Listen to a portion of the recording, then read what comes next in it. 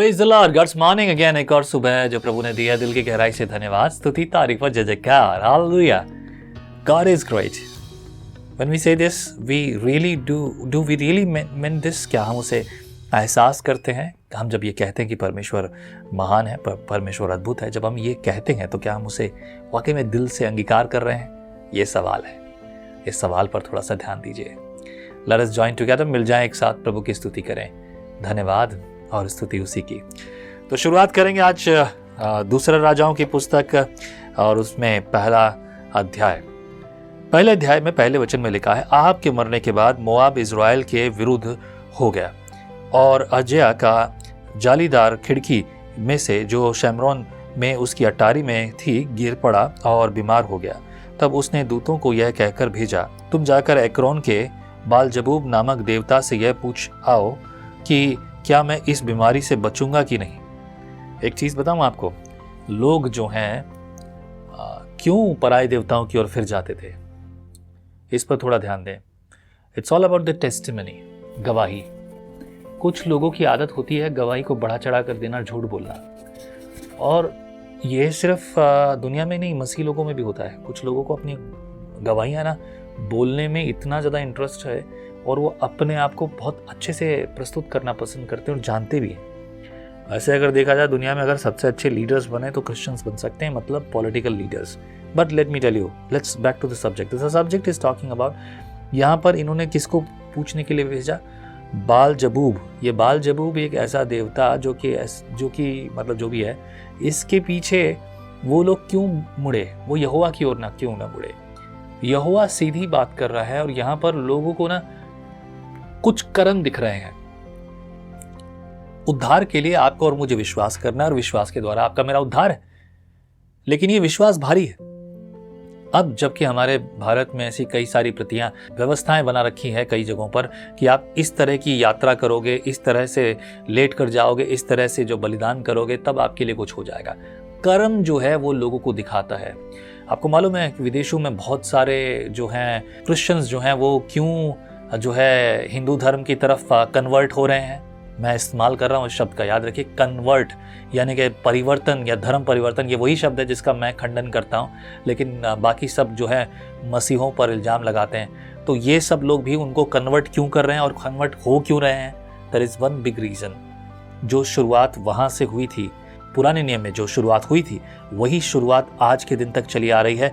वो लोग जो जिनका रिश्ता परमेश्वर के साथ अच्छा नहीं है, जो लोग परमेश्वर को जानते नहीं, जिन्होंने समझा नहीं, वो कर्मों को प्रधान समझ रहे हैं और कर्मों के अनुसार अपना उद्धार चाहते हैं, और इसीलिए वो कर्म जो कर रहे हैं उसके अंदर वो अपनी भक्ति ढूंढ रहे हैं। और ये अच्छा लगता है, अच्छा लगता है। आपको भी जब प्रभु की सेवा की बात आती है तो आप बहुत सारे कामों को करना चाहते हैं, लेकिन घर में आप कुछ काम नहीं करते, राइट?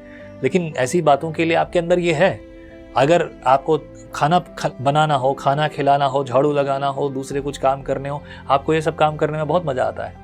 आपको बैठकर दूसरी कुछ चीज़ें चर्च में साफ़ सफाई करना, रंग पेंट करना, या दूसरे कुछ कामों को करना, या फिर मीटिंग्स हो रही हैं उनके अंदर ये करना, वो सब अच्छा लगता है। लेकिन बैठकर प्रभु के वचन को सुनना और उसे अपने जीवन में जब परिस्थितियाँ लागू करना भारी पड़ता है। ये एक सवाल है जिस पर ध्यान दें। इसीलिए लोग जो हैं देवताओं की ओर इसीलिए आसानी से फिर जाते थे, क्योंकि इनके रिश्ते अच्छे नहीं थे।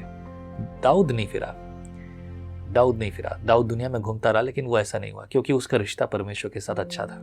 फिर तीसरे पद में इस प्रकार से लिखा है, तब यहोवा के दूत ने तिशबी एलिय्याह से कहा, उठकर सोमरेन के राजा के दूत से मिलने को जा और उससे कह, क्या इज़राइल में कोई परमेश्वर नहीं जो तुम एक्रोन के बालजबूब देवता से पूछने जाते हो? इसलिए अब यहोवा तुमसे यूं कहता है, जिस पलंग पर तू पड़ा है उसी पर से तू कभी ना उठेगा, परंतु मर ही जाएगा। तब एलिय्याह चला गया। मतलब यहाँ पर अब सीधी भविष्यवाणी हो गई है उसके बारे में कि भाई अब खत्म, फिनिश, तेरा काम हो गया, तू इसके बाद उठ नहीं पाएगा। 5 पद में, जब अजया के दूत उसके पास लौट आए तब उसने उससे पूछा, तुम क्यों लौट आए हो? उन्होंने उससे कहा, एक मनुष्य हमसे मिलने को आया और कहा, जिस राजा ने तुमको भेजा है उसके पास लौटकर कहो, यहोवा यूं कहता है कि क्या इज़राइल में कोई परमेश्वर नहीं जो तू एक्रोन के बालजबूब देवता से पूछने को जाते हो?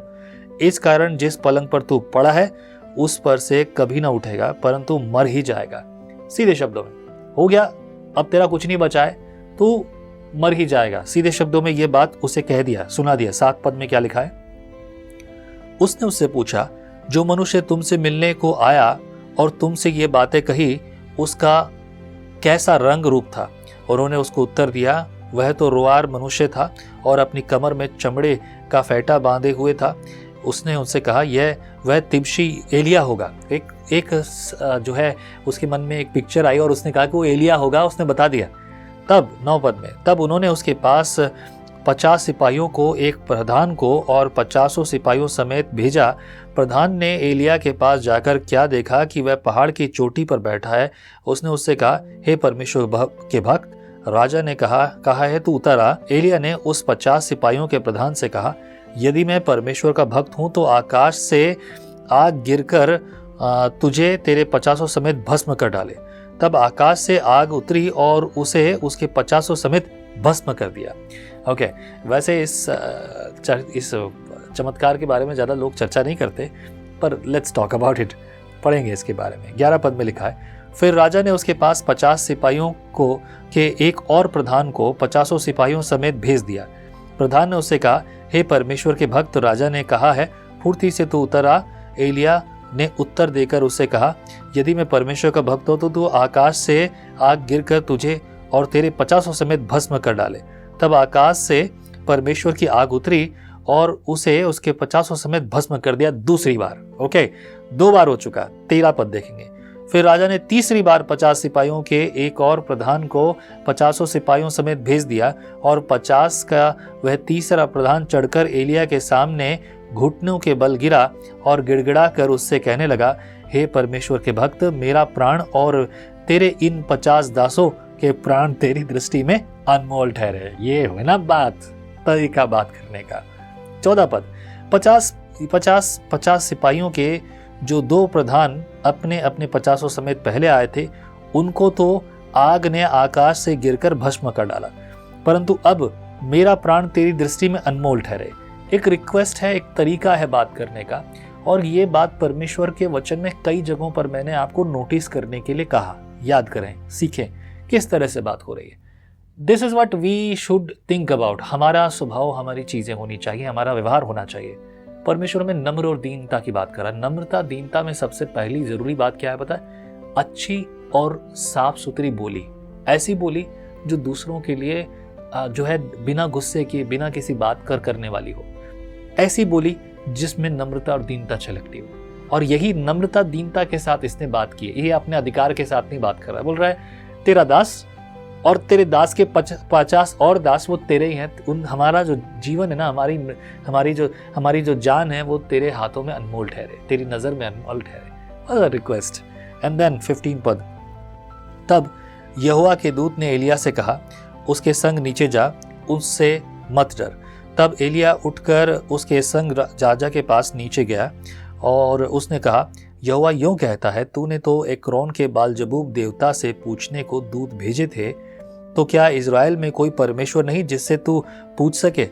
इस कारण तू जिस पलंग पर पड़ा है उस पर से कभी ना उठेगा, परंतु मर ही जाएगा। यहोवा के इस वचन के अनुसार जो एलिया ने कहा था वह मर गया। उसकी संतान न होने के कारण यहोराम उसके स्थान पर यहूदा के राजा यहोशापात के पुत्र यहोराम के दूसरे वर्ष में राज्य करने लगा। अजया के और काम जो उसने किए वह क्या इज़राइल के राजाओं के इतिहास की पुस्तक में नहीं लिखे? कहानी देखिए बहुत साफ है। यदि हमारे जीवन में भी ऐसी बातें हों तो फिर कुछ ऐसा ही काम आप समझें। मेरे ख्याल से इस अध्याय में, पूरे अध्याय में बहुत सिंपल सी बात है, जो परमेश्वर को छोड़कर दूसरों को देखे, खुद जो हमारे अपने खुद के परमेश्वर को छोड़कर हमारे, अब मैं जब भी कहता हूँ तो मेरे मन में एक भावना ही रहती है, पता है क्या? मेरा नाम आकाशदीप शर्मा। जब मैंने यीशु को जाना उससे पहले मैं मूर्तियों की पूजा करता था, और मेरे कुल ब्राह्मण होने के नाते जो मंत्र उच्चारण ये वो सब कुछ जिनको मैं अब अपने मुंह से बोलना पसंद नहीं करता, मुझे बताने की ज़रूरत नहीं, आप सब जानते हैं, वही सब मैं किया करता था। तो अब जब भी मैं ये कहता हूँ तो कभी कभी मुझे लगता है कि लोग ये कहेंगे, हाँ मैं पहले था, आज नहीं हूँ, मैं खोया हुआ था, मसीह ने मुझे ढूंढ लिया अपने लहू से, मैं यीशु का लहू का खून खरीदा। यीशु के लहू से खून खरीदा हूँ, उसने खून से मुझे खरीदा है। This is what my story. I believe the same story you have too. आपके पास भी ठीक वैसी स्टोरी है जैसे मैं कह रहा हूँ। इस गवाही के लिए धन्यवाद करें, स्तुति करें। कल अगला अध्याय पढ़ेंगे। प्रार्थना करते हैं प्रभु बुद्धि दे, ज्ञान दे, ताकि हम सिर्फ तेरे खोजी हों, तेरे वचन के, तेरी मर्जी के, तेरी योजना के। गलत बातें, गलत चीज़ें हमसे दूर रहें और तेरे वचन का पहला स्थान प्रभु हमारे जीवन में हो। प्रभु शारीरिक या मानसिक किसी और बात के कारण मन खराब ना हो। सब बातों में तेरी आशीष जो है तेरे लोगों के जीवन में होती रहे। हाँ प्रभु, ये परिवार जो मेरे साथ संगति करता है, ये भाई बहन, प्रभु इनके जीवन में चिन्ह और चमत्कार को कर, आशीषों को कर, तेरी योजनाएं, तेरी भलाई इनके लिए प्रकट हो। धन्यवाद जो तूने प्रार्थना सुन ली, पवित्र आत्मा की अगुवाई ये पाए। यीशु के नाम से मैं मांगता हूँ, आमीन। आमीन। Be blessed. आगे की संगति फिर से होगी, संगति खुदा की एक साथ। आमीन। Be blessed. जय मसीह की। आप कहते हैं एक कप कॉफी मेरा दिन बना देती है, पर आपका मॉर्निंग डिवोशन विजनरी रेडियो और टीवी पर आपकी जिंदगी बना सकता है। हम हमेशा सोचते हैं कि शायद मैं भी बाइबल कॉलेज जाकर बाइबल को अच्छे से सीखता, पर अब आपके लिए है visionary TV, deep Hindi Bible study के लिए।